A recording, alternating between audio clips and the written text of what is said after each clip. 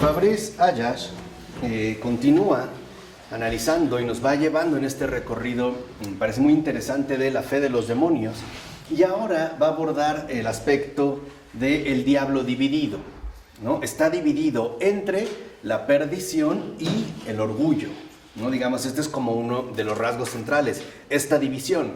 Y habría que comenzar recordando que el diablo es etimológicamente, o sea, en su significado etimológico, es el que pasa a través, ¿no? En este sentido es prácticamente el que divide, el que rompe, como un cuchillo, ¿no? El que pasa a través de, el que divide, el que rompe el vínculo, el que levanta un obstáculo, el que, en pocas palabras, divide, fractura lo que estaba unido. Este es, digamos, como el sentido etimológico de diablo. Y se presentan ante él, por así decirlo, dos tácticas rivales, que es parte también de su propia autodivisión. Por un lado, es la que nos empuja al error, es una de sus tácticas, ¿no? Digamos, la seducción para que nosotros caigamos en el error, y de ello se sirve de nuestra propia debilidad, o bien aquella táctica que consiste en empujarnos hacia el orgullo. Y en eso se basa o se apoya en nuestra propia fuerza. Por decirlo así, él busca sacar provecho tanto de nuestras ventajas como de nuestras desventajas, ¿no? Del lado, vamos a decirlo así, de las ventajas de nuestra propia fortaleza humana, él utiliza la táctica del orgullo. Cuando no, y se va, digamos, por nuestras debilidades, entonces él utiliza la táctica del error. Pero aquí también hay, digamos, como una especie de proyecto siempre como en conflicto, porque si por un lado el odio a los hombres, ¿no? Digamos como que lo incita a rebajarnos muy por debajo de nosotros mismos, o sea, degradarnos incluso por debajo de lo humano, por el otro lado, el odio hacia Dios, ¿no? Lo lleva a tratar de convertirnos en una rebeldía en contra suya. Por decirlo así, dentro de esta división, el diablo o bien busca exaltarnos, ¿no? Y en eso busca, digamos, como dirigir u orientar su odio a Dios, o bien busca aplastarnos. Y ahí, digamos, lo que actúa es el odio hacia los hombres. Entonces, su rebelión tanto nos puede exaltar, como puede ser que nos aplaste, basado básicamente en su envidia. Así, por ejemplo, puede llevarnos al error, o bien puede también en ese sentido fomentar la traición. Entonces se mueve, digamos, dentro de estos dos ámbitos, tanto llevándonos a la denigración, digamos, cayendo en lo inhumano, ¿no? En lo bestial, o bien exaltándonos, ¿no? Aprovechando ese otro lado de nuestra fortaleza para presentarnos como superhombres, ¿no? Entonces, un poco entre el angelismo y el bestialismo. O bien, en este sentido, hace del hombre una cosa que él busca poseer, o bien hace del hombre como un objeto de halago. Y en ese sentido lo va a representar, digamos, como una imitación suya. Ahora, el demonio ciertamente quiere que seamos engañados, ¿no? Este es, digamos, como su primer propósito. Sin embargo, no desdeña que en este sentido también nosotros seamos engañadores. Y aquí se ve también parte de esta división. Por un lado, en efecto, él quiere que seamos engañados, pero también que seamos engañadores. O sea, que de cierta manera sigamos, por decirlo así, su estela. Por ello, aunque es padre de los mentirosos, de todos los mentirosos, ¿no? Así sea una mentirita, o una mentira, o lo que sea, ese es su padre, ¿eh? Es el padre de la mentira. Por muy pequeñita que sea, el que miente ya sabe de quién es su padre, ¿no? No necesariamente nos miente, pero sí nos invita también a mentir como él. O sea, él, en pocas palabras, también nos invita a la falsedad, a ser falsos justamente como él, a tener una doble cara, a manejar dobles intenciones, a no conservar una transparencia, sino, en pocas palabras, que nosotros lo imitemos. Lo cual, ciertamente, para él, sabe perfectamente que esto constituye un camino más seguro hacia la condenación. El ser falsos en la misma verdad. O sea, no nos invita abiertamente a la pura mentira. Esto sería insostenible, ¿no? Sería impracticable. Pero sí nos invita, en pocas palabras, a la falsedad, ¿no? Entonces, por una parte, esta invitación hacia la falsedad es, digamos, como un punto que nosotros no podemos pasar a la ligera, y por ello es que debemos buscar siempre y en todas las situaciones una verdadera sinceridad. No permitir que eso se divida, ¿no? Así como una persona se puede dividir, y por eso hablamos que alguien tiene doble cara o es doble cara, está dividido, ¿no? Tiene una cara para ciertas personas o ciertas circunstancias y tiene otra cara bajo ciertas circunstancias o con ciertas personas. ¿Ahí qué quiere decir? El diablo ha pasado. Ahí ha dejado su huella, lo ha dividido. Todo lo que debe de ser unificado, todo lo que debe de representar algo sólido, ¿no? Por decirlo así, de una sola pieza, él pasa y justamente lo estropea, ¿no? En este caso lo divide. Es como aquella persona que quizá a su jefe, ¿no? Lo habla muy bien, o le halaga, pero a su subalterno, a su inferior, lo maltrata. Ahí está el diablo. Ahí se ve el diablo, ahí dejó su huella, por decirlo así. No, es justamente, digamos, como esta división.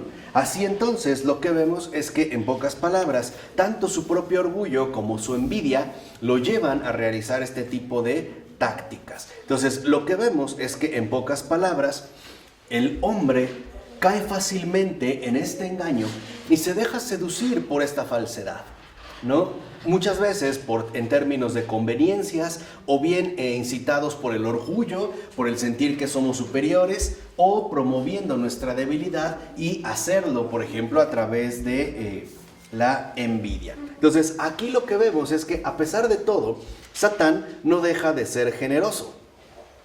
¿Por qué? Porque él quiere, básicamente, que cada hombre sea a su manera, pero no a la manera de un poseído, ¿no? Como nosotros podríamos, digamos, imaginarlo, sino como el único dueño de sí mismo, sin tener que dar cuentas a nadie y mucho menos las gracias, ¿no? Este es, digamos, como una de sus estrategias fundamentales, ¿no? Él, en este sentido, no quiere que precisamente seamos poseídos, pero sí, en pocas palabras, autosuficientes, ¿no? Que creamos ciertamente que todo ha sido por nuestro esfuerzo, por nuestro, digamos, trabajo, y que por lo tanto no le debemos absolutamente nada a nadie, ni siquiera a Dios o a los demás. Únicamente todo me lo debo a mí mismo. Por ello es que, en efecto, ya no propone a estas alturas esas horribles convulsiones y contorsiones que vimos, por ejemplo, en el Exorcista. Ya no es esa la estrategia, sino que ahora lo que propone son cursos intensivos y sofisticados de desarrollo personal, de desarrollo humano, de confianza en sí mismo, de manejo rápido de la palabra. En pocas palabras, ahora él ya no utiliza, por así decirlo, las payasadas de las posesiones, sino la sutileza de todo lo que tenga que ver con el desarrollo personal, en el sentido de criterios para obtener el éxito. Ahora él quiere justamente personas exitosas, triunfadoras, ¿no? Que solo reconocen que es gracias a ellas que han podido tanto tener lo que tienen, como hacer lo que hacen, y sobre todo ser justo lo que son. Mencionemos rápido una de estas sutilezas, cuando en una de estas líneas se maneja que todo está en la mente.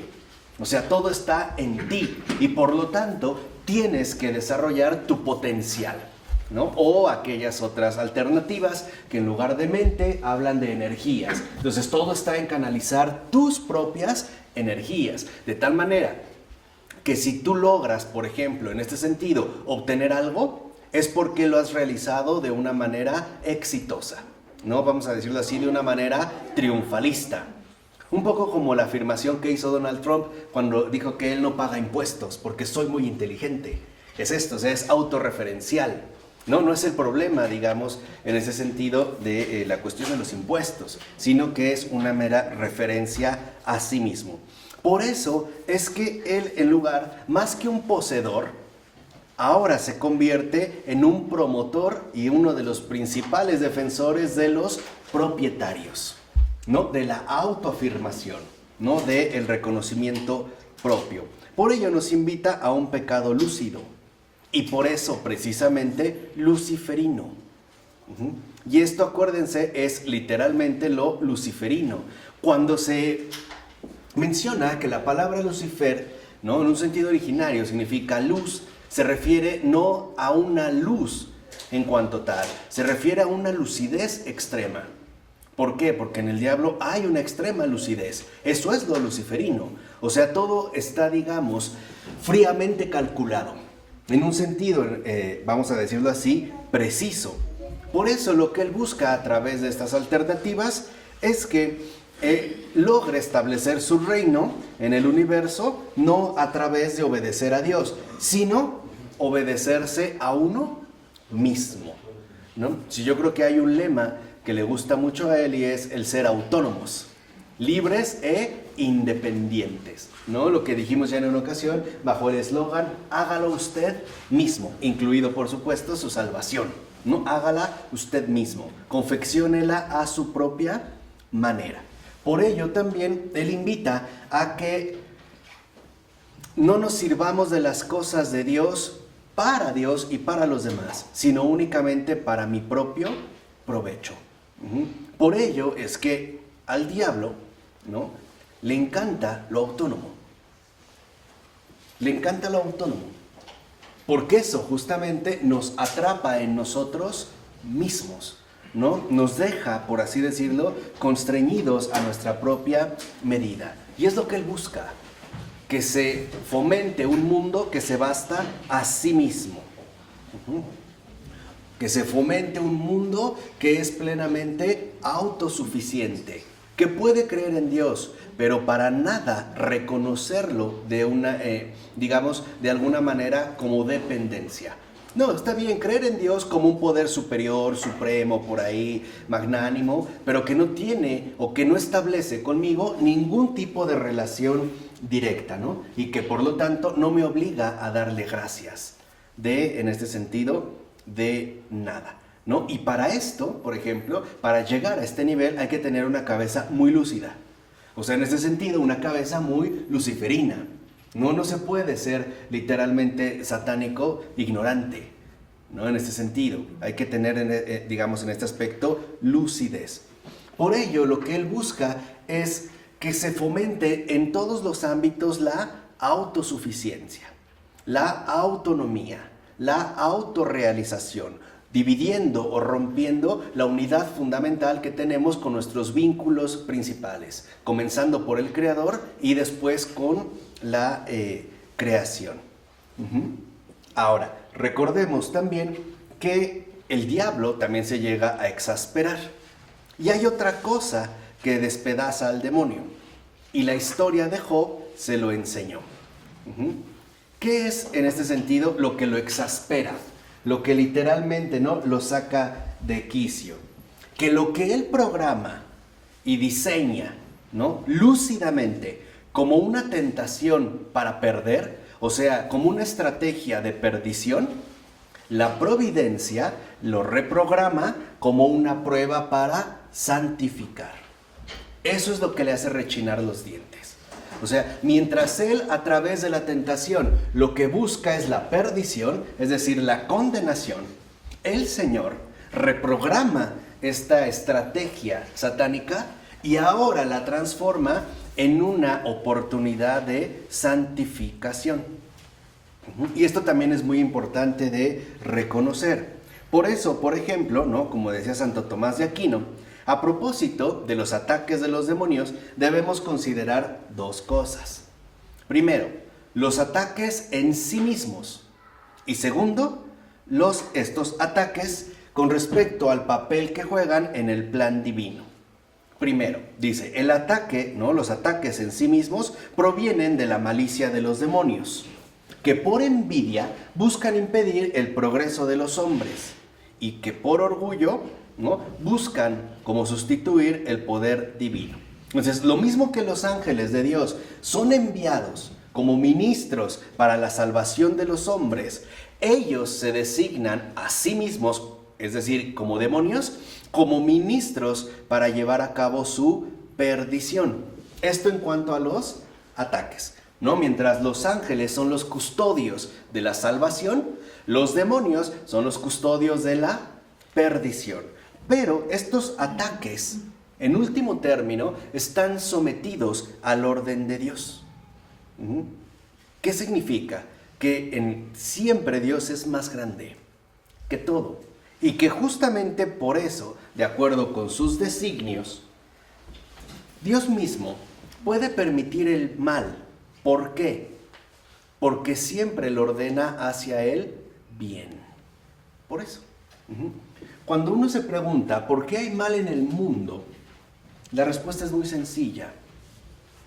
Porque está ordenado hacia el bien, ¿no? Y a veces es parte como del sentido común que llegamos a poseer. Cuando dice no hay mal que por bien no venga.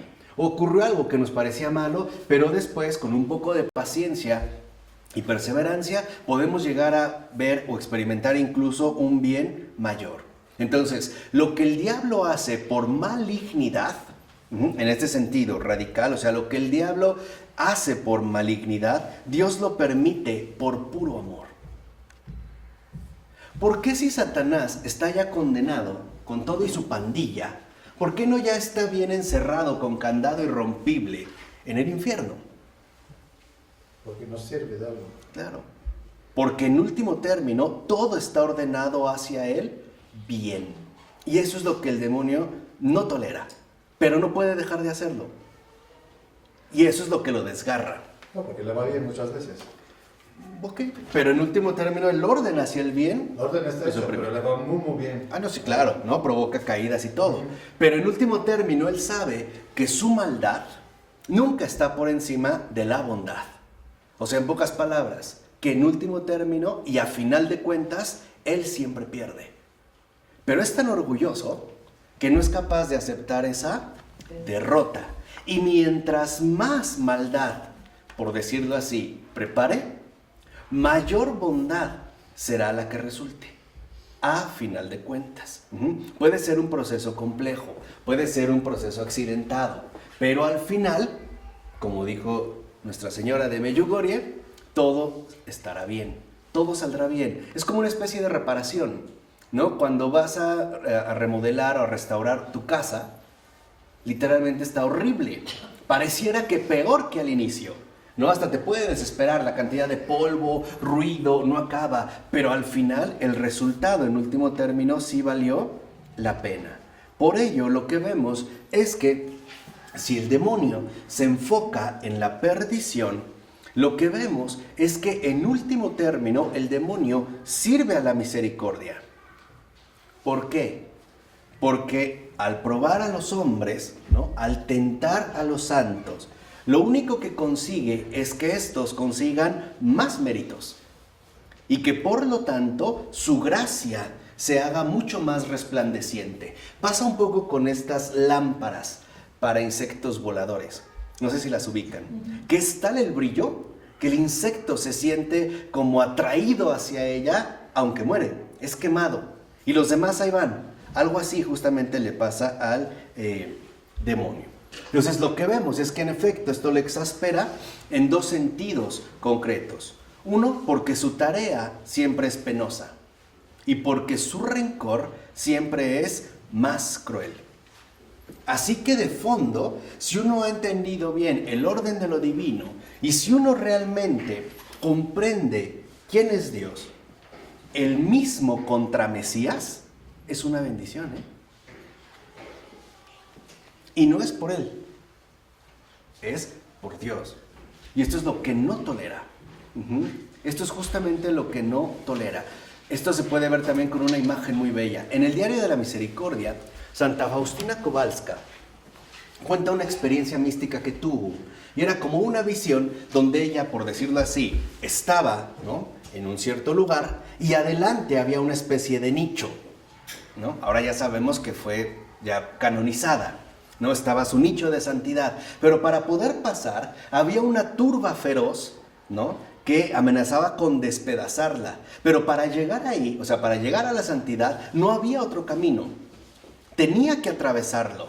Y en cuanto ella lo empezó a atravesar, le llovieron golpes, pitazos, o sea, todo. Pero ella dice, mientras más me agredían, más rápido corrí. De tal manera que se apresuró lo más que pudo y llegó rápido. Eso es lo que sucede. Esto es, digamos, lo que sucede. Ahora, es justo por la misericordia de Dios que este contramesías es una bendición. Aunque él no es bendito. Él literalmente es maldito. Pero su maldición no, digamos, no está por encima justamente de el Señor. Por ello, en pocas palabras, el ateísmo ciertamente nos tienta. La herejía, ¿no?, busca seducirnos. La comodidad busca atraparnos. La persecución desanimarnos. Todo parece estar como en contra nuestra. Incluso buscar reclutarnos para otros dioses. Pero este también es el medio del que se sirve el Eterno para que su criatura temporal pueda ser, en este sentido, perfeccionada, como ocurre con el mármol a golpes de buril, o como se pule una piedra a través de las embestidas, ¿no?, que realizan las olas del mar. ¿De acuerdo? Por ello es importante que nosotros nunca nos quedemos con el mal a secas. Siempre hay que llevarlo a la luz de la verdad, es decir, en este caso, a la luz del bien. Muchas veces podemos atravesar situaciones complicadas o difíciles y lo primero que nos preguntamos es ¿por qué? O peor aún, ¿por qué a mí? Como si yo fuera especial o como si yo fuera intocable. O sea, los demás que se jodan, yo no. Esto no me puede pasar a mí. No, lo importante no es siempre preguntar por qué, sino para qué. ¿Cuál es el propósito o el fruto que se busca obtener de todo esto? Por ello, esto no significa que no debemos combatir contra sus seducciones, más bien todo lo contrario, pero el combate, y esto es fundamental, no es para destruir el mal. Eso no lo podemos hacer. Eso literalmente no nos toca a nosotros.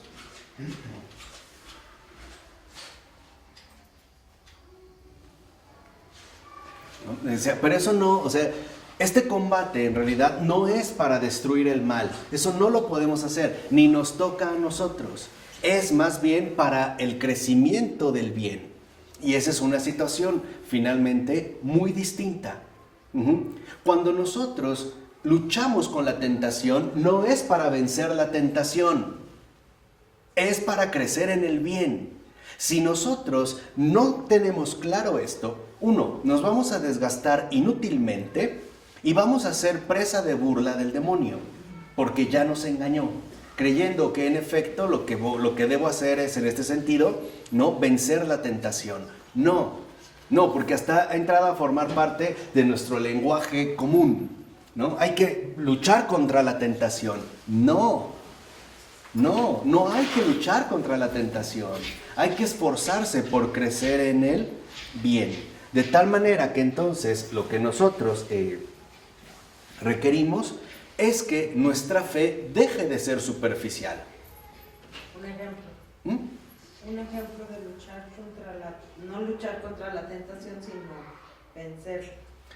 No, es que no es vencerla. Otra vez, no se trata de vencer la tentación, sino de crecer en el bien. Por ejemplo, el hecho de que yo no me quede concentrado en cómo voy a quitar o librarme de esta tentación, sino, por ejemplo, qué virtudes puedo yo ejercitar bajo esta situación.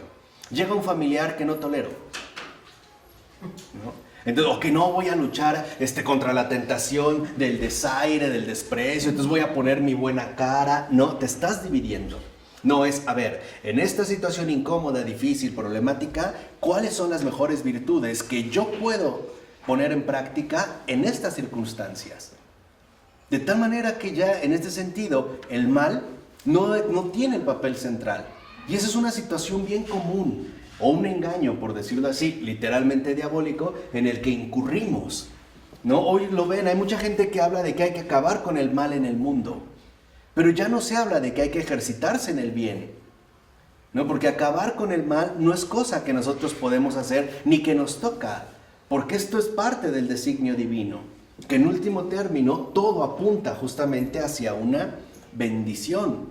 Así, por ejemplo, si hay una persona que a mí me resulte odiosa, por las razones que sean, yo no tengo que luchar contra mi sentimiento de desagrado o tratar de erradicarlo. No, tengo que concentrarme en cuáles son las virtudes que no poseo y que puedo ejercitar en estas circunstancias. Y eso se lo dijo también, por ejemplo, el Señor a Santa Catalina de Siena. Ustedes leen los diálogos, le dijo: a ver, hija, siendo honestos, las virtudes solo se ejercitan en las dificultades. Y eso es lo que es una tentación, una dificultad, no una lucha cuerpo a cuerpo. ¿Sí me explicó? Porque si no, entonces estamos derrotados. Ningún humano, humanamente hablando, puede vencer al demonio. Porque en ese sentido sí es superior a nosotros, en todo. Nunca podemos pensar que lo vamos a derrotar. No es la lucha con él. Lo importante en este sentido es concentrarnos en el bien y poner toda nuestra atención en el bien. Esto también nos lo recuerda de una manera muy bella nuestra Santa Iglesia Católica cuando habla del sursum corda. ¿No? Hay un momento en la celebración litúrgica en la que se dice sursum corda, que bueno, significa levantemos el corazón. Esto es lo fundamental, levantemos. ¿Por qué? Porque el demonio quiere que nos pongamos con él al tú por tú. Cuando uno quiere ponerse al tú por tú con el demonio, ya perdió. Lo que tenemos que hacer es levantar el corazón. Por ejemplo, ante este mal, ¿qué bien puedo hacer? ¿Sí me explico? Esto es levantar el corazón. Esa es la lucha espiritual. Si nosotros no levantamos el corazón y nos queremos quedar al tú por tú con el demonio, nos va a engañar y lo puede hacer de 1001 maneras. La más común es haciéndonos creer que le hemos ganado para llevarnos a otra estrategia. Ahora que crezca la soberbia. Fui capaz de superar una lucha, ¿no? He vencido la tentación, pero si lo ven, ya hasta nuestra propia forma de hablar es diabólica, porque es autorreferencial. Vencí, ¿no? Lo vencí. Y él sabe que en realidad, en el momento en el que nosotros nos declaramos victoriosos o vencedores, es porque ya estamos perdidos. O sea, finalmente ya estaríamos justamente en la perdición. Por ello es importante entonces que nosotros, en pocas palabras, aprendamos a apegarnos a la caridad. Esto es, digamos, lo fundamental, porque la caridad es ese fuego vivo que permite atravesar cualquier camino, abrazarse en la llama de la caridad. Eso es encenderse de caridad, ¿no? Cuando le pedimos al Espíritu Santo que encienda en nosotros el fuego de su amor, lo que le estamos pidiendo es caridad. De otra manera, por ejemplo, las cosas no funcionan. Pongamos dos ejemplos muy contemporáneos. Hoy se declara una guerra abierta contra el narcotráfico, lucha contra el mal. ¿Por qué no se declara una campaña igual de contundente para fomentar el bien? ¿Por qué si se logró una movilización tan masiva, literal y aparte tan bien organizada para llevar a cabo 2 guerras tan devastadoras? ¿Por qué no se aplica la misma logística, la misma entrega para hacer una campaña por el bien o por la paz? O sea, esto es algo llamativo. Si nosotros nos concentramos en vencer al mal, definitivamente no lo vamos a poder. Por ello, es curioso que el propio diablo sirve para desechar lo diabólico o para anclarlo mejor en nosotros. Y por eso es una prueba.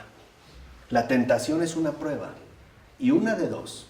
Ante la tentación, ¿no? Y esto es como algo importante que no podemos perder de vista, veamos la tentación como lo que es, cierto. La tentación es una prueba, eso no lo vamos a negar. Esto es cierto, la tentación es una prueba.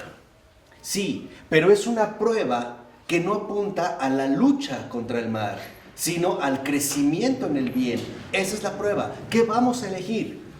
¿Por qué vamos a optar? La tentación es una prueba para ver si nosotros literalmente optamos por el mal o optamos por el bien. Si optamos por el mal,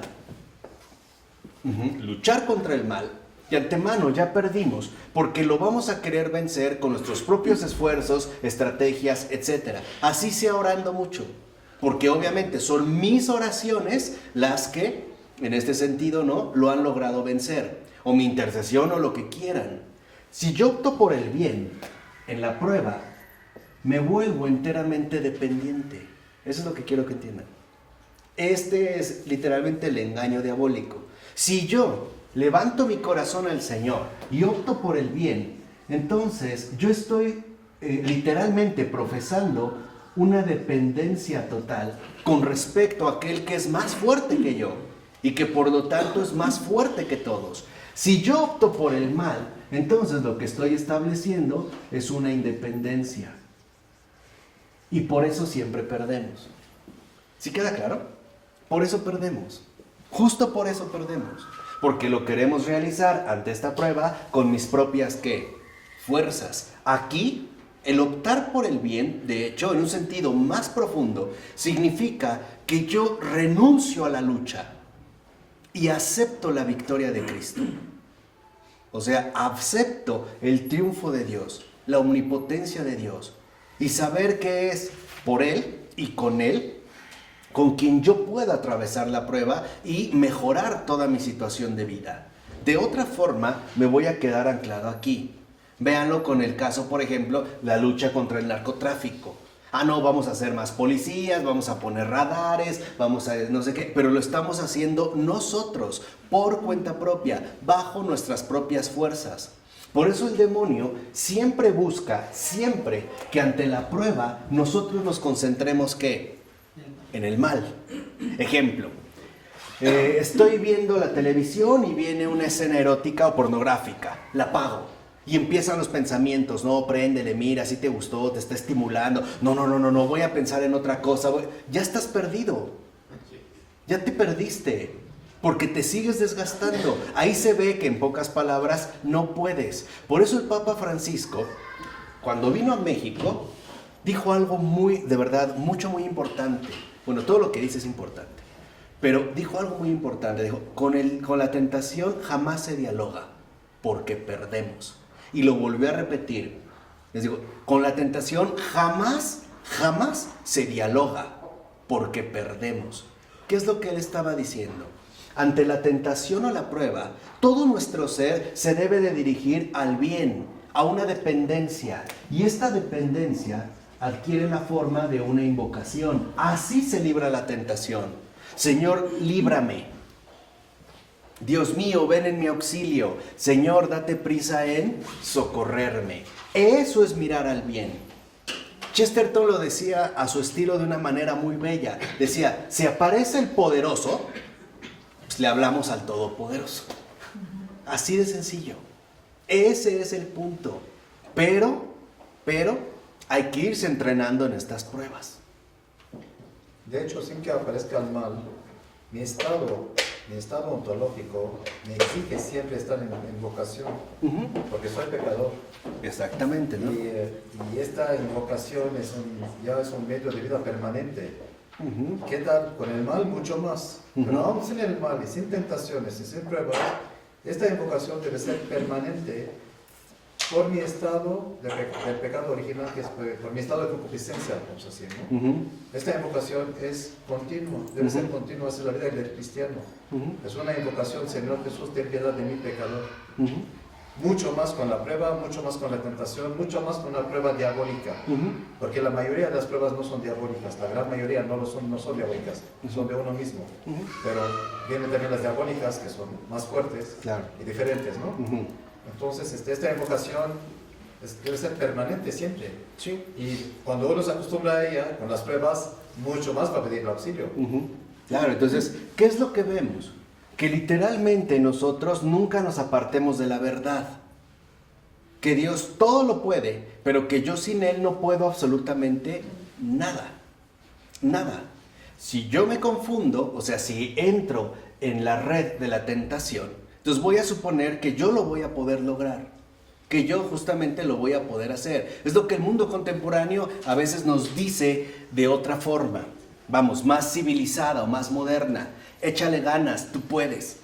Eso es lo que nos dice justo la tentación. Échale ganas, hombre, tú puedes. Mira, vamos a forcejear un poco. ¿Te das cuenta cómo lo has vencido? ¿Te das cuenta literalmente, no? Cómo has crecido. Mira qué bueno eres, ¿no? Mira literalmente cómo lo has realizado. Esta, por ejemplo, se la puso a Santa Catalina de Siena, esta última tentación, justamente de una manera invertida hacia el final de su vida. Cuando ya Santa Catalina de Siena estaba agonizando, él se presentó de una manera muy respetuosa. Se le puso a la cama, ¿no? A los pies, le hizo una reverencia y le dijo: Catalina, te felicito, eres una santa. Vean, no le atacó, no le espantó, pero esa era su última oportunidad, rebuscar en el alma de Catalina el último vestigio de autoafirmación.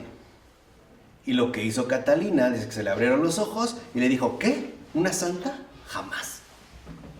Aún en eso rompe. Y esto es lo importante, o sea, para vencer a la tentación uno debe permanecer en la verdad. Por eso el Señor dice: ven y sígueme. Por eso así le dice a sus discípulos, así les dice a sus apóstoles: ven, o sea, dirígete a mí y después sígueme, no me pierdas de vista.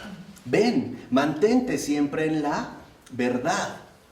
Porque si no, entonces prácticamente estamos perdidos. Por ello lo que vemos es que en efecto Dios no manipula a nadie, no engaña a nadie. Sus designios no son oscuros, no hay tinieblas. Solo que sí, ha creado seres libres. Nos ha hecho libres. Y eso también involucra un riesgo. Porque de otra manera, entonces, el amor de nosotros hacia Él sería una caricatura. Sería ciertamente una obligación. El amor no se puede obligar. Es básicamente una respuesta libre. Y por lo tanto, también ha querido seres humanos no solo libres, sino capaces de mérito. Y por ello es que Él literalmente no hace nada si sus criaturas se entregan voluntariamente al mal. Eso también lo había visto San Agustín, ¿no? Cuando dijo: el que te creó sin ti, no te salvará sin ti. A eso se refiere. ¿Por qué? Porque te ha hecho verdaderamente libre. Sí eres libre. No eres absolutamente libre, pero sí eres libre, ¿no? Y no solamente, digamos, en cuanto a lo que eliges, sino también en cuanto a lo que deseas.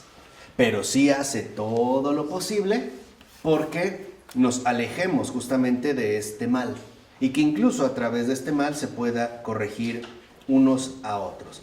Por ello lo que vemos es que en efecto Satán busca hacernos caer en la miseria. Y esa es la oportunidad para que Dios manifieste su misericordia. Acuérdense que la palabra misericordia es amor a lo miserable, ¿eh? Es amor a la miseria, a lo que carece de cualquier valor, a lo que ya no tiene en este sentido ningún prestigio. Por eso lo que vemos es que el pecado es algo satánico en sí mismo. El pecado en sí mismo es algo satánico, porque el primer pecado no lo comete un hombre, lo comete Satán. Ese es el primer pecado. O sea, todo pecado es en sí mismo algo satánico. Pero Dios, en su pura bondad, es más, en su pura ternura, nos arranca de él por pura gracia. Y pone ahora el pecado al servicio de su gloria. ¿Para qué? Para nuestra humildad. Lo cual, en efecto, ayuda a hacer crecer en nuestro corazón una verdadera alabanza. ¿Qué pasa con Satán? Se pone más rabioso. Por eso algo es cierto, con el diablo no se juega. En ese sentido, de entrar como a un juego, con Dios sí se juega. Como juegan los niños con sus padres, como juegan los pequeños con sus padres. Con Dios sí se juega. Con el diablo literalmente no se juega. Entonces Satán se enrabia más, se encoleriza más. ¿Qué hace? Redobla su astucia, cambia de apariencia. Les puse el ejemplo de Catalina de Siena al final, ¿no? busca hacernos caer y finalmente lo que ve es que mientras más, en este sentido, por esta rabia nos puede hundir, más riesgo hay de que el Señor nos exalte todavía más alto. Por eso él, digamos, también en este sentido está como atrapado literalmente, ¿no?, en una trampa mortal. Mientras más tiente el demonio a un ser humano, mayor es la santificación que puede obtener. Por eso ahora ven como mucha gente dice, ¿y por qué ataca tanto a los santos? Por eso, porque está su rabia que no se puede contener, pero son mayores los méritos que puede, digamos, adquirir. Por eso, él conoce muy bien, y ya lo hemos dicho, ¿no?, la parábola, cuando dice el Señor en Mateo, capítulo 18, versículos 12 a 14. ¿Qué os parece? Si un hombre tiene 100 ovejas y se le descarría una de ellas, ¿no dejará en el monte las 99 para ir en busca de la descarriada? Y si llega a encontrarla, os digo de verdad que tiene más alegría por ella que por las 99 no descarriadas. De la misma manera, no es voluntad de vuestro Padre Celestial que se pierda uno solo de esos pequeños. Entonces es curioso cómo en la medida en la que el demonio descarría a la oveja, ¿no?, la conduce a la perdición, en esa misma medida, si la oveja se deja encontrar por su Señor, el demonio incluso coopera para su alegría. Dios siempre es alegría. Siempre. En Dios no hay tristeza, ¿eh?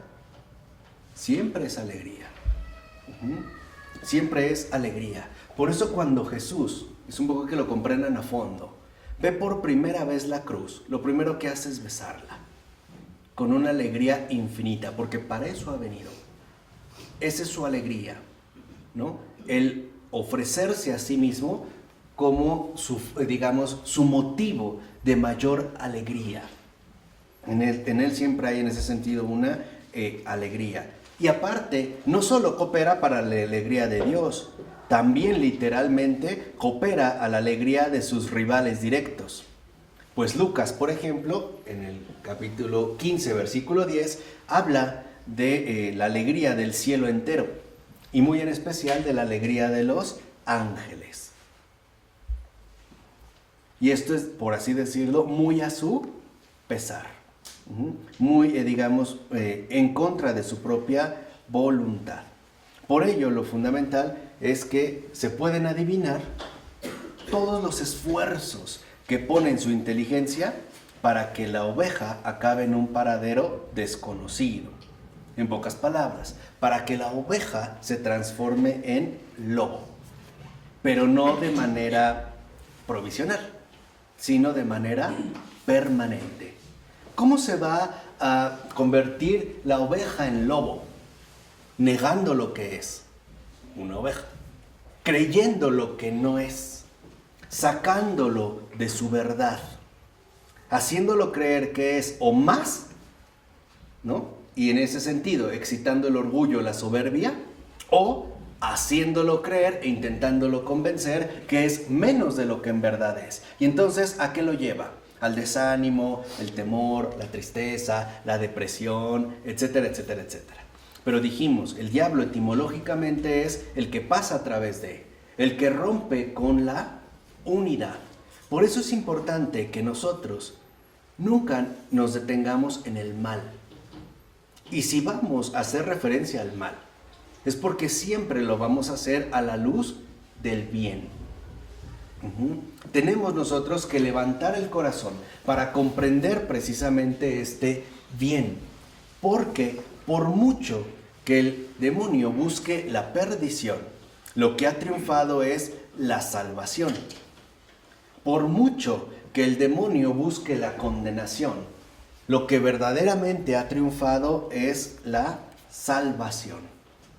Esto es bien importante de tenerlo en cuenta, sobre todo cuando atravesamos un tipo particular de tentación. La tentación puede ser abierta o puede ser, la mayor parte de las veces, encubierta.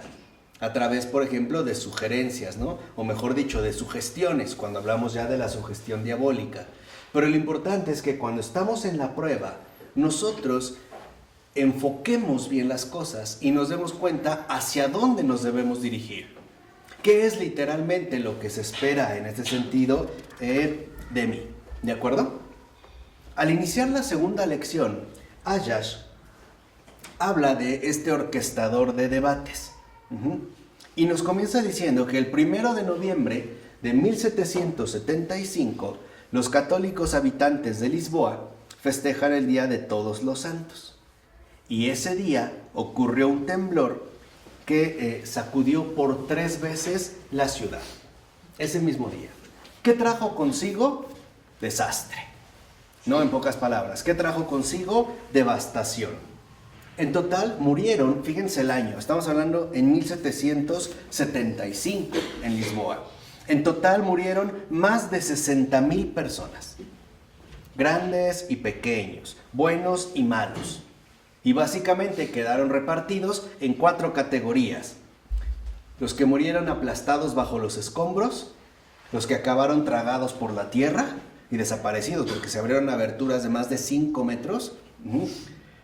Los que acabaron ahogados por el oleaje, o sea, por un tsunami, y los que acabaron carbonizados por las llamas. La pregunta es, hay horrores en los que se pueden encontrar culpables, pero en este caso, ¿qué se hace? ¿Qué ocurrió? Les pongo esta imagen para que vean que también es una situación que no nos es ajena y que muchas veces experimentamos en nuestro mundo contemporáneo. ¿A quién vamos a acusar? ¿A Dios? ¿Al destino? ¿A los hombres? ¿A quién? ¿No? En ese sentido, lo que vemos es que este temblor fue una sacudida que no solo afectó literalmente la geografía, no fue una sacudida meramente geográfica, o sea que perjudicara a la tierra, sino que también afectó y movió profundamente el pensamiento humano, en particular el de la Ilustración. Por eso, por ejemplo, el temblor de Lisboa, ¿no?, tan devastador, bastó para que Voltaire se curara de la teodicea. En pocas palabras, la tierra se tambaleó, vino una catástrofe y a Voltaire también se le cayó su visión del cielo, como nos pasa a muchos de nosotros. Cuando vemos una situación así, no sabemos a quién dirigirnos. Por lo regular, lo más fácil es hablar de Dios, porque no lo vemos y porque pareciera que no está ahí para defenderse, ¿no? Para responder todas nuestras inquietudes. Cuando decimos que por qué Dios, si es bueno, permite que tanta gente muera, tantos inocentes, tantos niños muriendo de hambre, bla, bla, bla, es lo mismo que el temblor. El temblor de tierra hace que también se tambalee nuestra visión del cielo. Incluso Voltaire escribió un poema en el cual dice lo siguiente: pensador engañado que clamas, todo es bueno, acércate y contempla estas ruinas horribles. Tantos restos, escombros, cenizas desdichadas, las mujeres, los niños que amontonados yacen. ¿Qué sucede en este caso si lo vemos? La teología racionalista se colapsa. No nos es como asimilable en términos racionales. Nuestra razón se escandaliza. No comprende, no entiende por qué algo así puede ocurrir. ¿Por qué murió este bebé recién nacido que es inocente? ¿Por qué no se mueren los secuestradores, los violadores, los pederastas? Esos sí se deberían de morir. Pero esta criaturita, ¿por qué? O sea, literalmente, ¿no?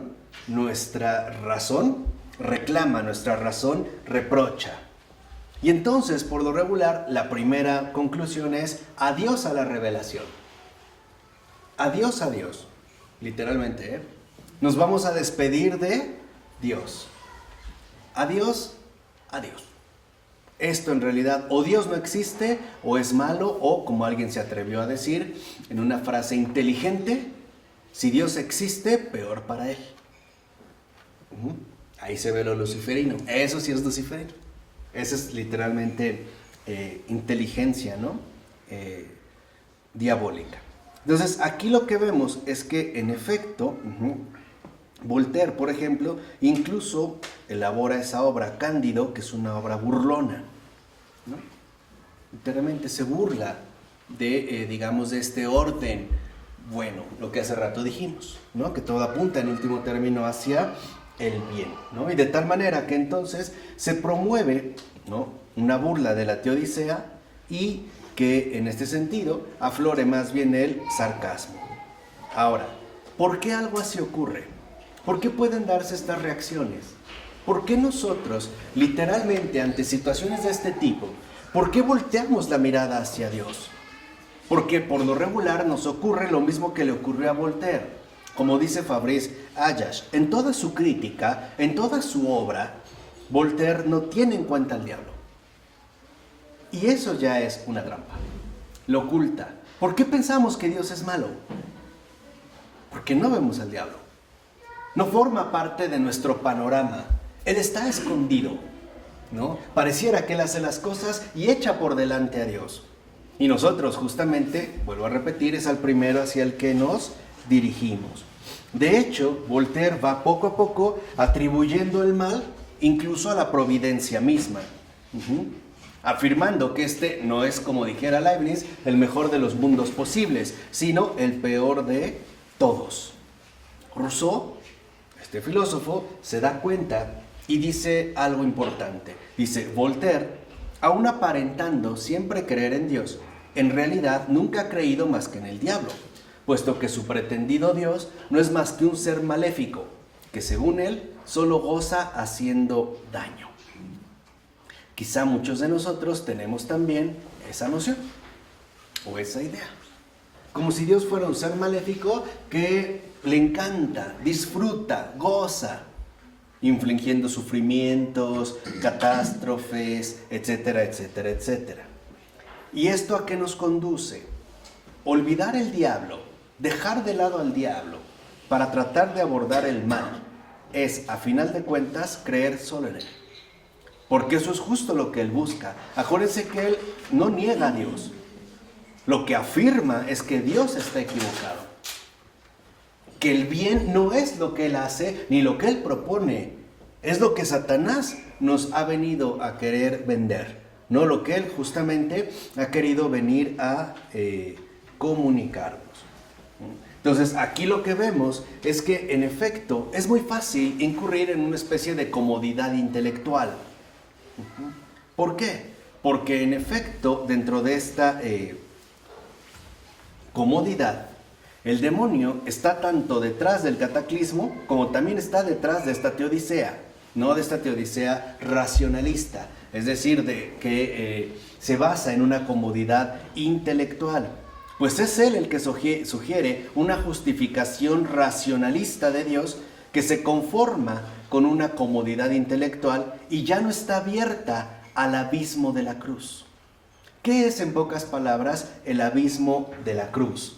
Misterio. El misterio. Para él no puede haber misterio. El misterio sería francamente algo no inaceptable. Es él también el que coordina el furor de los elementos y las pequeñas negligencias humanas. ¿Para qué? Para que desemboquen en el llamado desastre natural. También está ahí, también está de por medio. Va coordinando estas torpezas, a lo mejor las negligencias humanas. Piensen en un Chernobyl. ¿Por qué se dio algo tan radical? Hubo negligencias humanas. También hay elementos, ¿no?, naturales. Y él va aprovechando en este sentido, ¿no?, esos aspectos para llevar a cabo este tipo de desastres, más bien para que se produzcan estos desastres. Y él es también el que finalmente, alentando el rechazo de toda fe en la providencia, compromete al hombre en su salvación solitaria, en el ejercicio solitario de su salvación. Ahora eres tú el que se tiene que salvar. Ojo, y no solo en términos sobrenaturales, también en términos naturales. ¿Por qué hemos puesto tanto empeño en resguardar con tanto cuidado nuestras propiedades, nuestro cuerpo, nuestra salud, nuestra persona? De fondo, ¿por qué es? De fondo. ¿Por qué hay, digamos, como esta especie de obsesión? Porque todo quede controlado por nosotros, incluso a proyectos a muy largo ¿qué? Plazo, ¿no? Acaba de nacer un niño y ya compré un seguro o un fondo de inversión para cuando vaya a la universidad. ¿Y si muere mañana? ¿Por qué? O sea, ¿por qué literalmente, no? Pareciera que todo debe de estar por lo menos a la mano, que todo debe de estar finalmente planificado, que todo debe de estar resguardado bajo nuestros propios procedimientos. De tal manera que entonces lo que vemos es que aquí se da una colisión muy importante, que es lo que nos escandaliza. En pocas palabras, cuando ante una situación como la de Lisboa, o Chernobyl, o México, o Siria, o lo que está ocurriendo, nuestra razón colisiona porque el demonio pone en marcha dos elementos. Por un lado, el horror, ¿no? Que eso justamente nos genere horror. Pero por otro lado, que también a partir del horror, nosotros caigamos en el error. Esa es su colisión. Por eso nos alarma, por eso literalmente nos espanta. Porque al hacer efecto el cóctel satánico de horror y error, se elimina el misterio. Ya no hay misterio. Dios tiene que ser enteramente comprensible y explicable. Sus designios me tienen que resultar absolutamente transparentes. Tengo que entender los planes de Dios. Y si no se ajustan a mi razón, entonces definitivamente es Dios el que está equivocado. Eso es lo que Asyash menciona muy bien como la gran maquinación.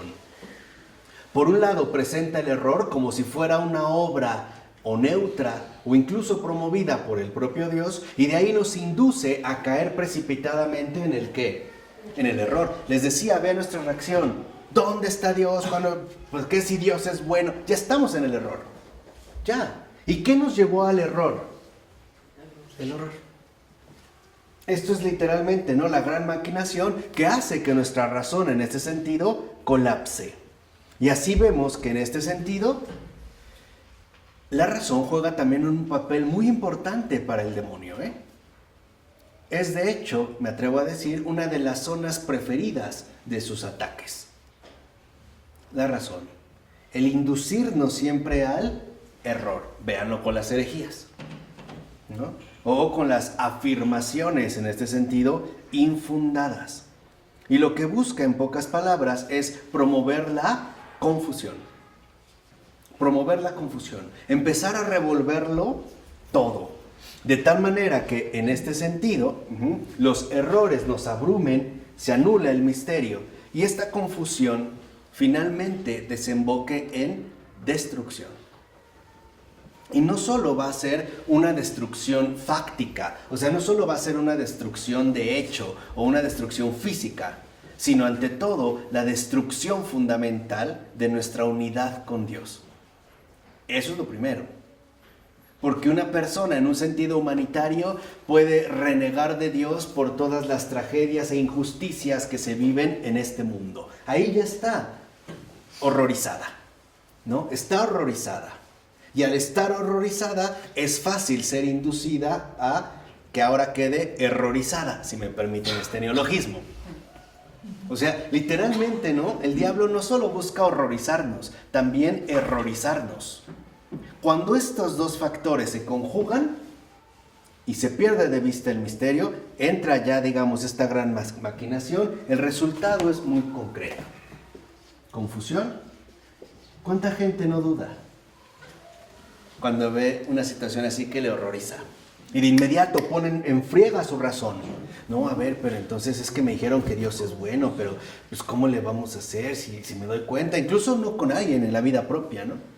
Me han dicho que no, que Dios y tal. Entonces empieza a inundarse el error, lo que viene es la confusión. Y el resultado final de la confusión, y es lo que él busca desde el principio, es la destrucción. Ahí está el diablo, el que divide. ahí está la destrucción. No solo de unos contra otros, por ejemplo, fomentando rivalidades u odios, ¿no? Que pueden conducir a verdaderas guerras o exterminios. No, sino también la destrucción de nuestra comunión con la verdad, que quedemos divididos, que nos sintamos finalmente incómodos o por lo menos bastante inseguros de nuestra idea de Dios. Como que pareciera que en efecto Dios no es tan bueno. Como que tiene errores, como que hay fallas, ¿no? Y para que estas fallas, digamos, puedan ser más definitivas, pues le va a incrementar el horror. Vean a Voltaire. Voltaire es el ejemplo vivo de esto, de esta confusión. Aparte de la estupidez, ¿no? Por otro lado. Es la destrucción de la trascendencia. Sí, el misterio es la destrucción, o sea, literalmente, ¿no? Que esto se rompa y que nosotros acabemos convencidos de que tenemos razón. En pocas palabras, esto es lo satánico, eso es lo luciferino. O sea, ya entiendan que lo luciferino no son los vómitos verdes a chorro que sacan o las contorsiones, ¿no? Medio de arácnidas, ¿no? De caminar por las paredes, no son payasadas, no. Lo verdaderamente luciferino es una lucidez de tiniebla, es una lucidez infernal, porque en último término la destrucción consiste en que nosotros estemos plenamente convencidos de los que tienen la razón somos nosotros mismos, y no por engaño, por convicción. O sea, es la forma más diabólica de todas de conducirnos justamente a la autoafirmación. Si lo vemos, es la típica actitud arrogante de un ateo. Por lo menos de un ateo molde, pues. De un ateo arquetípico. A ver, si es cierto que Dios existe, ¿por qué? Y de antemano, lo primero que te escupe, lo primero que te avienta es el ¿qué? El horror. Porque el horror va directo a la ¿qué? Y pareciera que al pobre, ingenuo y estúpido católico lo meten a apuros. Ah, no, bueno, es que no, ahí Dios no tiene nada que ver. La peor defensa católica que podemos hacer. Lo peor, no, es que ahí Dios no, o sea, como si Dios de verdad fuera a quedar mal, ¿no? O sea, somos tan tontos que lo tenemos que dejar fuera de juego, porque a lo mejor si lo dejamos entrar, híjole, no va a dar el ancho. La verdad es que sí nos va a quedar mal. Entonces como que le decimos, no, a ver allá, si no nos vas a fallar. Qué tonterías, ¿no? ¿Cómo somos, de verdad? No. O sea, lo primero es te escupe el horror. Por supuesto, cuando la razón ya está bien contaminada de horror, es muy fácil caer en ¿qué? Es decir, es muy fácil decir tonterías, por no decir otra palabra. Tonterías tras tontería. Nos vamos hundiendo. Al grado de que en efecto lo que sigue en nosotros es la confusión. Muchas veces ni creemos lo que estamos diciendo. Puede ser que en el fondo digamos, híjole, pero si a mí me pasara, si yo estuviera en esa situación, bla. Y esto en último término lo que va a promover es la destrucción. ¿Y entonces qué hay que contestar? Ruptura. Primero hay que, no nos vamos a horrorizar, vamos a contemplar, vamos a llegar al fondo de todo esto. ¿Quién es realmente el que está de por medio? O sea, ¿quién es el que está ahí moviendo la cola? ¿Quién ha puesto esto? ¿Quién está distorsionando justamente las cosas? Por ejemplo, hubo algunos apologistas, me parece bastante ingenuos, de los campos de concentración de Auschwitz. Lo que pasó en Auschwitz es algo que realmente tiene trascendencia. Yo no estoy diciendo que no hay crimen, que por supuesto que hay, es una injusticia. Pero lo que no se dice, más allá del horror, es la verdad que ahí estaba presente. Por ejemplo, uno tendería a pensar, por las imágenes que hemos recibido, que obviamente buscan horrorizarnos, que en los campos de concentración se vivió literalmente la ausencia de Dios. Mentira. La mayoría de las personas que no eran creyentes volvieron a creer en Dios y encontraron a Dios ahí en esa situación, al grado de que incluso se fortaleció la fe judía y hubo muchos grupos que al ir hacia el horno crematorio iban cantando el himno de Daniel. Que recuerden que a Daniel también lo llevaron a un ¿qué? A un horno. Y en pocas palabras, contrariamente a lo que podemos suponer, que en el campo de concentración de Auschwitz se vivió el infierno, ¿no? Como le gusta o le gustaba decir a Primo Levi, que es uno de estos que se mueven en esta línea, lo más insoportable, o sea, es literalmente, ¿no? La razón intoxicada de horror y por lo tanto muy susceptible del error, ¿no? Y nos pone imágenes de que ya no son cuerpos humanos, sino tubos rellenos con sopa o poca sopa, etcétera, etcétera, etcétera, ¿no? Bajo todo este bombardeo que pareciera que es el infierno, no, el infierno está aquí. Lo que vemos es que en realidad no había infierno.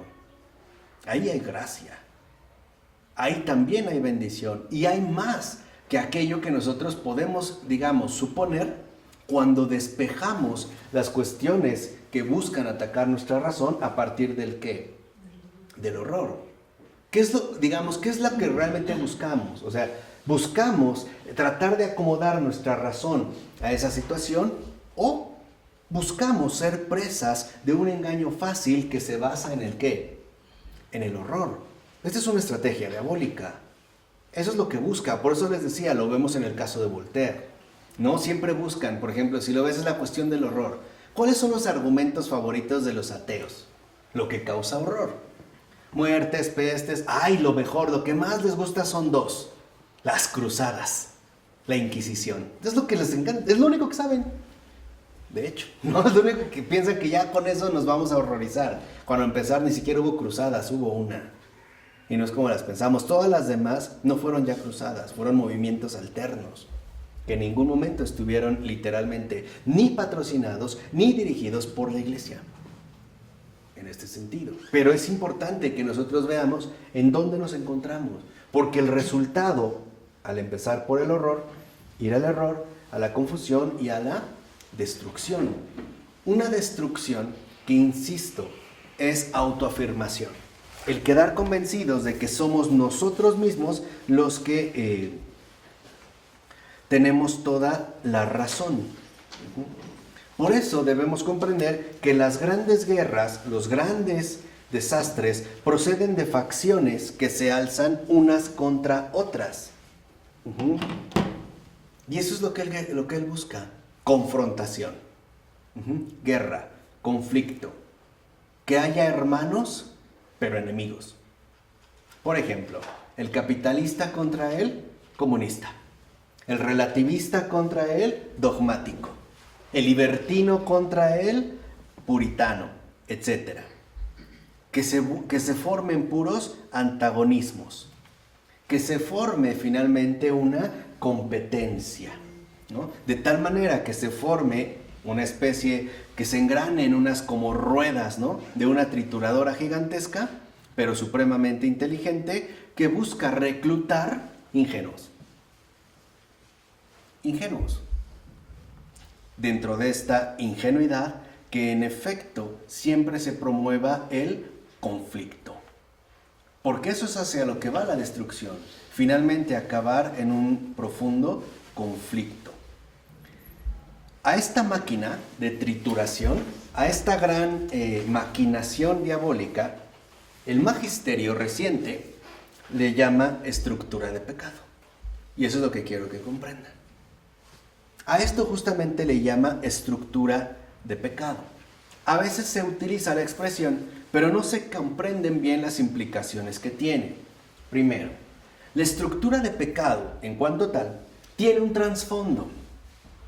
Este trasfondo apunta a un conjunto de instituciones adversas, digamos como un encaje de intenciones contrarias, conflictos que se coordinan y nos engatusan para llevarnos al error. Eso es lo que busca. Por ejemplo, alguien llega y te avienta horror a la razón, lo importante no es el horror, es con qué intención. Una cosa es que yo te diga que están muriendo niños o que están violando niños, y otra cosa es que yo llegue y te diga que está ocurriendo eso y que te proponga algo para que eso no vuelva a ocurrir. ¿Qué vamos a hacer ante esto?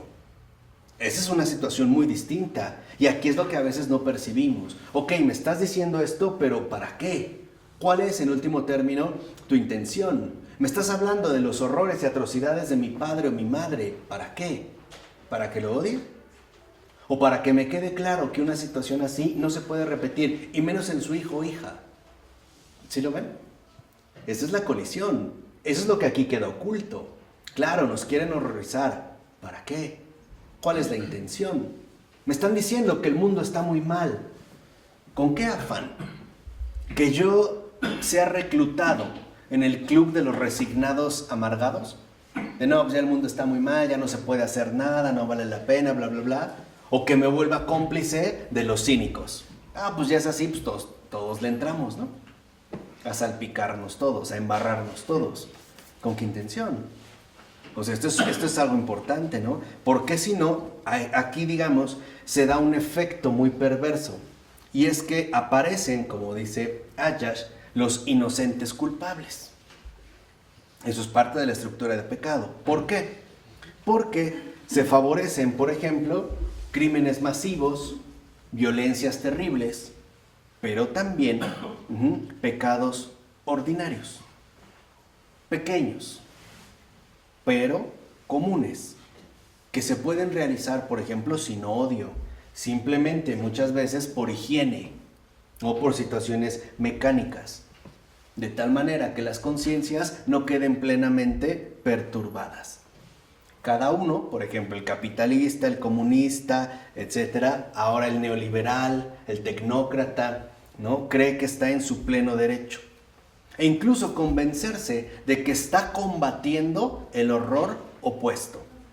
Lo que quiero que entiendan es esto, que de antemano ya el demonio ha preparado un campo de batalla, donde se ven no como rivales, sino como enemigos. Y eso es un matiz que sí quiero que entiendan. Un enemigo es literalmente alguien indeseable, alguien que tiene que ser eliminado. Mi enemigo es aquel que está prácticamente condenado a muerte. ¿Estamos de acuerdo? Esa es la visión de mi enemigo. En cambio, mi rival no es mi enemigo, porque en mi rival yo reconozco una dignidad, reconozco una altura, reconozco un valor. Y esta es una cosa totalmente diferente. No se trata de que tengamos enemigos, se trata de que conozcamos las rivalidades, porque incluso al rival se le trata con respeto. Voy a ponerles un ejemplo. Alejandro Magno.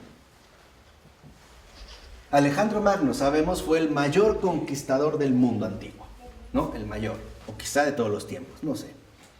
Pero él tenía un rival, que era Darío, el rey de Persia, contemporáneo. Lo persiguió. Y él quería, digamos, establecer una lucha. Pero en una de esas huidas, Darío falleció. Cuando llega Alejandro Magno, lo que hace es quitarse su capa púrpura y tapársela a Darío. Le pone la mano y le dice: hermano, tú sí eres un digno rival. Esta es la diferencia. Nosotros también tenemos que reconocer las rivalidades, porque ante un rival se mantiene distancia, se respeta la diferencia y no se buscan llegar a acuerdos fáciles o artificiales. En pocas palabras, cuando realmente hay rivales, hay comprensión mutua y hay respeto. Lo vemos, por ejemplo, lo mismo en alguien como Gilbert Keith Chesterton, católico converso, y George Bernard Shaw, socialista nietzscheano, amargado, pesimista, etc., ¿no? Murió primero Chesterton. Y era su gran rival, El gran rival de Chesterton era Bernard Shaw, este escritor. Cuando murió primero Chesterton, lo que dijo Bernard Shaw es: hoy ha muerto el hombre más grande de Inglaterra. Eso es reconocer un rival. Eso no es enemistad. No se trata de calumniarlo o fomentar conflictos, sino reconocer las diferencias y tomárselas en serio. ¿Sí me explicó? Esto es justo lo que el demonio no quiere.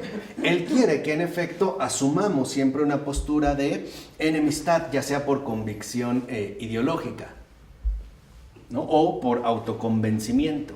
Y si en algún momento, por ejemplo, se reconoce el error, pues va a ser muy fácil decir: no es culpa mía, yo no sabía, me dijeron. Ahí están los inocentes culpables.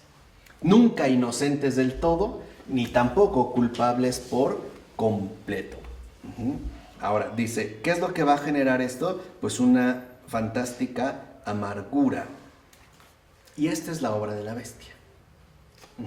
Eso es justamente lo que también la bestia quiere dejar como impresa, ¿no? Una opción es que nosotros justamente no caigamos en esa otra tentación, que no sigamos los criterios diabólicos, sino que entendamos literalmente lo que el Señor nos ha propuesto. En ningún momento nos dijo Jesús que teníamos que matar a nuestros enemigos. Más bien nos dijo que los teníamos que ¿qué? Que amar. Y el amor a los enemigos también involucra el respeto a los rivales. El reconocimiento de la diferencia, que en efecto es importante de tener en cuenta, aunque yo no esté de acuerdo. De hecho, me parece, ya para terminar, que en este sentido, Alasdair MacIntyre, este filósofo católico vivo aún, ha dado en el clavo cuando él ha insistido que lo importante en estos días no es ponernos de acuerdo, es establecer los desacuerdos. Y si eso implica rivalidades, involucra que en efecto se reconocen las diferencias y se respetan como diferencias. Hoy queremos llegar a acuerdos fáciles, queremos ponernos de acuerdo, cuando ni siquiera tenemos claros los desacuerdos. Y cuando estos desacuerdos, estas diferencias son abordadas, lo hacemos como enemigos, lo que sigue pues, es la destrucción, que es justamente en este sentido la huella de la bestia. Por eso es importante, en pocas palabras, que a la lógica diabólica solamente se le puede combatir, desbaratar, dijimos no luchar, acudiendo al Señor. O sea, lo único que desbarata, que deshace la lógica diabólica es el ardor de la caridad. Es lo único, es lo único. Ninguna otra cosa lo vence. Por eso, si se acuerdan, cuando de repente los apóstoles llegaron muy consternados ante Jesús, porque resulta que algunos demonios sí los obedecían y otros no. ¿Se acuerdan? No dice, ¿por qué estos no? ¿Y Jesús qué les respondió? ¿Alguien se acuerda? Estos demonios solo se pueden expulsar con oración y ayuno. Con oración y ayuno. Fíjense. Uno pensaría, y esa es otra de las herencias protestantes que traemos, que Jesús nos está diciendo, échale ganas. Ponte a orar mucho y haz muchos ayunos. Nada de hamburguesas, nada de malteadas, apaga la televisión, etc. Mentira. No es cierto, Cuando Jesús dice, estos demonios solo pueden ser expulsados por medio de oración y ayuno, lo que nos está diciendo es por medio de oración, o sea, por medio de invocación. No quieras hacerlo tú. Invita a Dios a esto. Y ayuno, o sea, prívate de ti mismo. Prívate de ser tú el verdadero protagonista de este gesto. Ayuna de ti. Prívate de ti. No te alimentes de ti mismo, porque eso es justamente lo que te pierde. Ora, invoca, invita a Dios a esto y ayuna. Deja que Él finalmente lo resuelva. ¿No es el ejemplo vivo que hace Jesús cuando solo Él los puede expulsar? ¿O a poco les dijo, solo con oración y ayuno? Y los apóstoles se fueron 40 días al desierto. Y llegaron y lo hicieron. No, ¿quién es el único que lo sacó? Eso es orar y ayunar. ¿Se dan cuenta qué diferencia? Y esto es también lo que a veces a nosotros nos va confundiendo. Y por eso somos, en este sentido, presas fáciles. Por eso creo que es muy importante que nosotros, en síntesis, nos concentremos hacia el bien. Dejemos el mal a Dios. Nosotros fijémonos en el bien. Nunca saliéndonos de la verdad. Que vivimos en una dependencia total. Y que todo, en último término, está en manos de Dios. Y que para no sucumbir a la tentación, a la fuerza, a la inteligencia de la lógica diabólica, estemos siempre encendidos en ese fuego de la caridad que todo lo consume. Todo, incluso el peor de los ataques demoníacos. Por ello es importante que nuestro corazón no esté frío, que nuestro corazón esté encendido y que nuestra razón esté despierta, no horrorizada. Cuando la razón ya ha sido intoxicada por el horror, es bien fácil que el horror lo lleve al ¿qué? Al error.